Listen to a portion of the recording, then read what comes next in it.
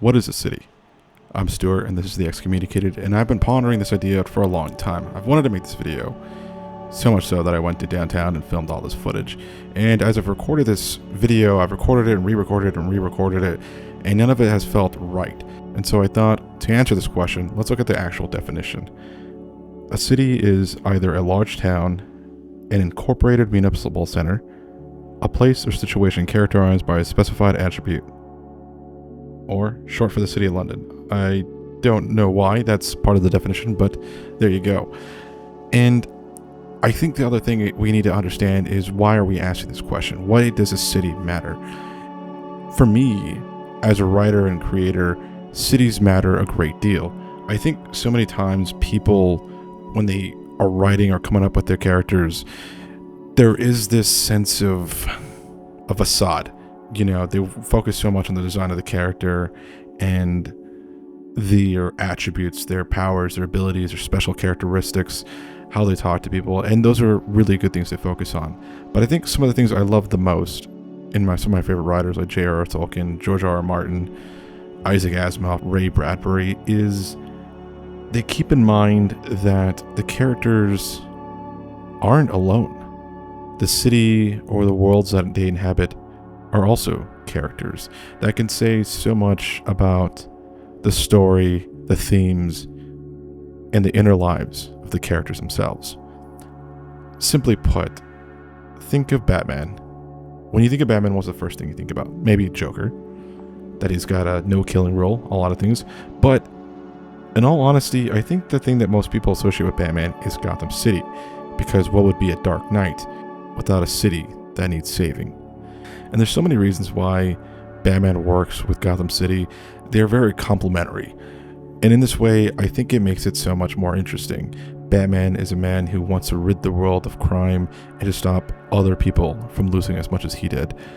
But at the same time, he's in a city where crime doesn't end. It's the myth of Sisyphus. He's constantly rolling that boulder up the hill, only for it to fall back down.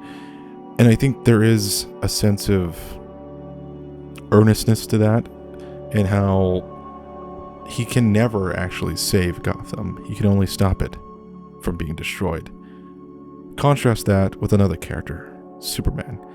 Superman lives in Metropolis. It's a city that defines him. It's a city that's defined by him. All the giant buildings and the beautiful architecture and light aspirations are monuments to his goodness. They embolden him as he emboldens them. And I think Superman without Metropolis is just a man. Of course, when we think of Superman nowadays, people think of him in the world, and he has this otherworldly persona. But I think at the end of the day, Metropolis still is so quintessential to his character that I feel like you miss that in some of these movies when they try to make Metropolis look like any other city. It just loses its weight. And as I'm going around my city, I ask myself, why do I live here? What about this city inspires me? What about it says about me? I'm an introverted guy who doesn't really like talking to people too often, and I make very pretentious videos on the internet, as well as a card game and a lot of artistic things. So what does it speak to me? I think I like the hustle and bustle. I like that there's so many people out and about, and it feels like there's always new places to discover and new people to potentially walk by and meet. While I might not want to talk to them, I still enjoy the possibility of talking, I guess. And what does that say about me? I don't know. I'm not a therapist. But what I find so interesting as a writer is looking at these decisions and making them consciously. J.R.R. Tolkien made Middle-earth from the ground up. He built it slowly and over time. And a lot of people have joked about the fact that he goes off on these really strange tangents in his books about this or that boulder or rock. But it's a sense of world building that influences all the characters, and I think you wouldn't have as rich of a story without it, because at the end of the day, I feel like what makes our characters and world so much more interesting is the dark alleyways they find, the fun little quirks, the weird people on the street, the people screaming bloody murder, and the buildings facing themselves. It shouldn't be about how can I just have a blank slate. It's about what does the world have to say about my themes, and what does my themes have to say about the world? Middle Earth is a battleground of ideas, of good and evil, of corruption and greed and love. And when you're working on your own stories, I want you to also think of your characters and the worlds they live in. As for me, well, I didn't want to have complementary worlds. I wanted to do something quite different. I wanted to have a contrasting world, because I felt that would be more of a fresher take. So, for example, I have a character called Eldridge. He's an African American man who lives in my fictional version of New York, which I call New Cthonia. And he is this radiant beam of energy. He is a helper. He is emotive. He loves and he cares about people, and he tries to help everyone out. If he sees someone trying to move into a new apartment building, whether he's superheroing or not, he probably will help them move into that building, because that's just the kind of guy he is. And what interests me isn't creating a world that is complementary to him, something that would show his generosity and love, because I feel like I wanted to have a character arc not just for him, but for the city itself. I wanted to see how the city became good. And for New Cthonia, I was inspired by the architect Etienne Louis Boulay and his paper architecture. You don't know what paper architecture is? It's architecture that is never meant to be made. It's architecture that exists solely to exist for fun and in concept. And I think the thing I loved so much about his work is the brutalist nature of it and the sharp geometric shapes of it. And I think that's something that speaks to the world. It's going to rain, it's going to be dark, but here are these giant monoliths that speak to you, either in a religious sense or in a sense of sadness and despair. It could be all of those things at once. And I think having a world so sterile while at the same time being grimy and dark and uncaring only makes Eldridge seem more of a special person, someone who was challenged by the city, and instead of falling victim to it, he rose above it and stands as an example for others. And I think that's something to be admired, to build worlds that don't just inhabit our characters for the sake of inhabiting our characters, but can teach us something about ourselves. There's so many different aspects you could take from all across the world and all across ideas and meld them together to create a cacophony of voices. Because a city isn't just one person and one mind. A city is a collaboration of the people.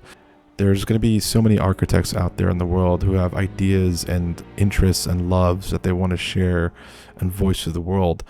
And as a creator, you can pick what those ideas are and what those themes are. A city can be a battleground for the soul. You can have brutalist buildings, but at the same time, you can have avant-garde fun pieces. You can have exquisite gardens, but you can also have the slums, places that were neglected for one reason or another, that were built cheaply. These are ideas that you can really expand upon. And as I've been pondering this idea, I've been really excited by it. No longer am I just like, oh my god, okay, here, let me draw my character and get that over with and just do the quick background. Now I'm thinking, how can the background enhance my character? How can there be little fun corners and little quirky things that really just make the scene sing? There are so many monuments that we build towards the sky that we are constantly enraptured by them. At least I am. Every time I go into the city, I am gobsmacked by the amount of tall buildings and how much fun some of these architects had, especially in their downtown area. And it breaks my heart to see so many wonderfully built buildings demolished for the sake of carbon copy square cutouts. But those are made because people want to make things on the cheap. They want to make a fast dollar, and that's the easiest way to do it. Why bother putting any effort or time into something beautiful when you can make something good enough? And when you're making your stories, sometimes that might be the theme. People who just wanted things good enough, and everyone else has to live in it. Maybe your character is a pink-haired girl who runs around town and spreads joy, or maybe she's gothic, but like a punk goth weird thing. But the city she lives in is literally gray boxes. Now, she stands out, doesn't she? Now there's a story. There's a contrast. There's tension. Will the city make her conform, or will she change the city? And that's one of the fun things about story. And I think so many people get lost in the sauce when they tell these stories. It's not about what's the most fun you can have. Although you should write your stories with fun in mind. But it's about telling a story and having a feeling and emotion you want to share. Are you in despair about something? What scares you? What makes you afraid? What makes you love? What makes you happy? What makes you want to jump up and scream hallelujah? Find out those things and then add them to your stories and see just how different everything feels.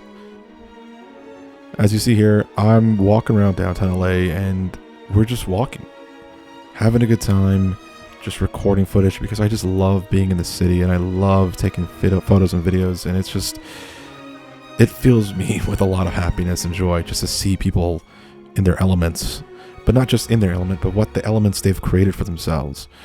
And as you see coming soon, I just saw this random corner and I decided, hey, I've never seen this place before.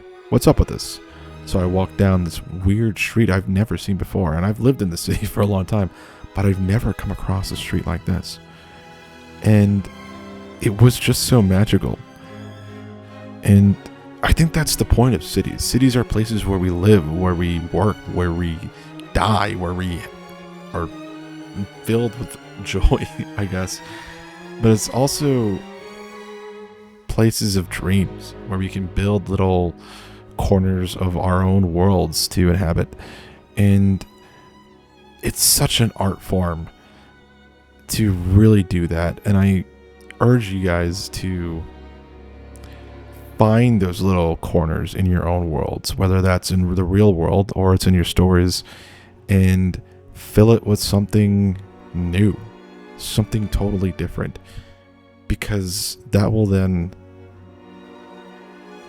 I don't know. I had a point there, but I totally forgot what it was. So bear with me here. But I guess what I'm trying to say is that just have fun with it. Don't take it too seriously. If you want to make a world that feels good to you. You know, we can over contextualize things and overthink everything we can, but at the end of the day, what matters most is doing what makes you happy. This shot really makes me happy, not gonna lie. And I hope you guys can learn something from this, whether that's something random and maybe I babbled on too much, and I did that on all my other recordings too, which is unfortunate, but it happens. When you're working on your stuff, don't just let the background be white noise or a white backdrop.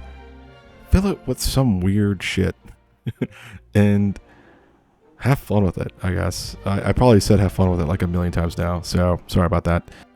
So if you've learned anything from this video, I hope it's that you shouldn't just leave the background to the background, because the background matters. I should know. I work in film and I've been a background actor for a long time, and you know, you got to put your effort in or else people will notice. Trust me. Thank you guys for watching this video. This video is coming up a little late than usual, only a day, but you know, I had other stuff to work on my internet's been pretty splotchy, but hopefully you guys liked it. If you do, please leave a like. Where do you guys live? What do you love about it? Where would you guys like to live? What's fun for you guys? I have no idea, so you know, please do let me know. I am interested and I'll read every comment. If you want to subscribe, do so if you wish. It would help me a lot, honestly. I'm going to have more videos coming out soon, some really fun ones, so I do hope you guys stick around. Other than that, all I got to say is yabba dabba doo. No, I'm not going to end with that. But hopefully you had a good time. I definitely did. And sometimes it feels like I don't have a point when I'm talking, but like I do have a point and I have an idea. Sometimes it just takes me a while to get to it. But this was a very special one because I really love the city and I love talking about cities and I love talking about stories. So this is really a nice culmination of a lot of different themes into one. So I'm really happy about that, and hopefully you guys are too. I feel like I've said that a million times now, and I feel like I've said that a million times now too. So I'm just going to stop before I end up rambling myself to death. So see you next time.